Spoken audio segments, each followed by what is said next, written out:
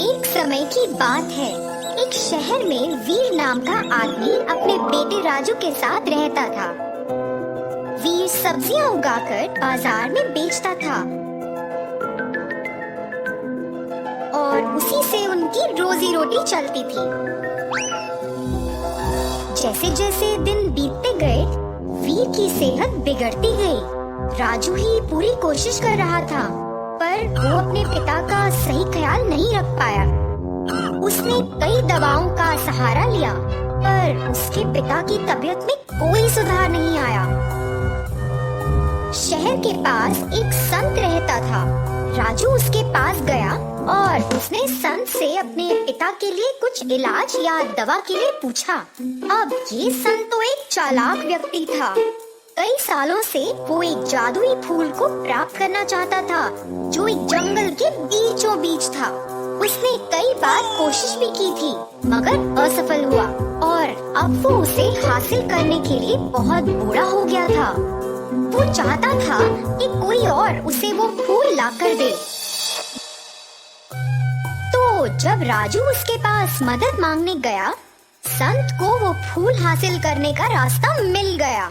उसने राजू को जंगल में जाकर वो फूल लाने को कहा और बताया कि उससे उसके पिता ठीक हो जाएंगे।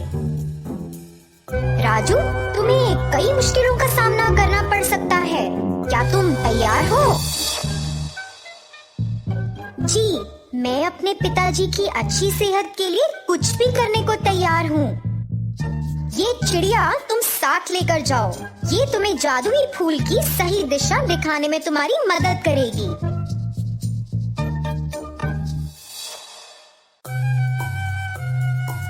चलते हुए अचानक जमीन से एक कैक्टस का पौधा बाहर आया। राजू हैरान रह गया। जैसे ही उसने दूसरा कदम रखा, एक और कैक्टस जमीन से निकला और राजू गिर गया। राजू, ऐसे तो तुम अपनी मंजिल तक नहीं पहुंच पाओगे। मुझे लगता है तुम्हें जल्दी और टेढ़े मेढ़े तरीके से भागना चाहिए, चिड़िया बोली। राजू ने चिड़िया की सुनी और उन कांटेदार कैक्टस से बच निकला। हे भगवान, शुक्र है हम उस बाधा से तो निकले।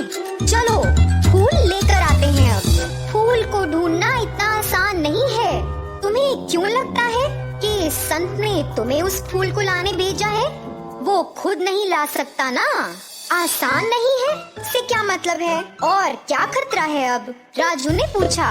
देखो, वहाँ एक नदी है, उसमें खतरनाक मगरमच्छ रहता है, चिड़िया ने चेतावनी दी। तो अब क्या? नदी में कमल की पत्तियां हैं। क्या मैं उनके ऊपर कूदकर नदी पार कर सकता हूँ? हाँ हाँ, तुम ऐसे ही नदी के पार जा सकते हो, चिड़िया बोली। राजू ने पत्ती पर अपना पहला कदम रखा और अचानक मगरमच्छ उछला और राजू पर उसने हमला कर दिया। राजू ने झट से छलांग लगाई और एक एक करके पत्तियों पर कदम रखते हुए नदी के उस पार पहुंच गया और जल्द ही एक सूखे स्थान पर चला गया। वहाँ से कुछ ही दूर उसे फूल दिखा।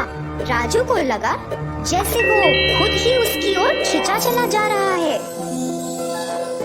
वो बहुत ही चमकदार फूल था। राजू ने उसे सावधानी से उठाया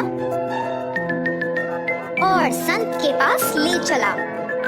संत जी, ये लीजिए जादुई फूल। अब हम मेरे पिताजी की मदद करने चल सकते हैं ना? राजू बोला। संत तो राजू की सुन ही नहीं रहा था। वो तो फूल को देखते हुए इतना खो गया था और फिर चिड़िया ने संत के सामने आकर उसे जगाया। जाओ, यहाँ से चले जाओ, ये फूल मेरा है, संत बोला।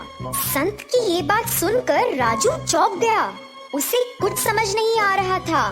जब चिड़िया संत की ओर गई, अपने पंजों में उस फूल को पकड़ा और फिर वहाँ से उड़ चली।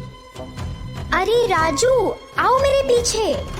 ये बूढ़ा संत तो पीछा नहीं कर पाएगा। जल्दी आओ, तुम्हारे पिताजी को ठीक करते हैं। आखिर चिड़िया की मदद से वो दोनों राजू के घर पहुंच गए थे।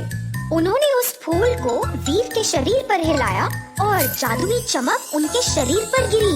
अचानक वीर का शरीर स्वस्थ हो गया और वो बैठ गए। वो अब पूरी तरह से ठीक थे और चिड़िया बहुत खुश थी। वीर अब पहले की तरह अपनी सब्जियों का ख्याल रख रहा था और उसने राजू को स्कूल भी भेजा।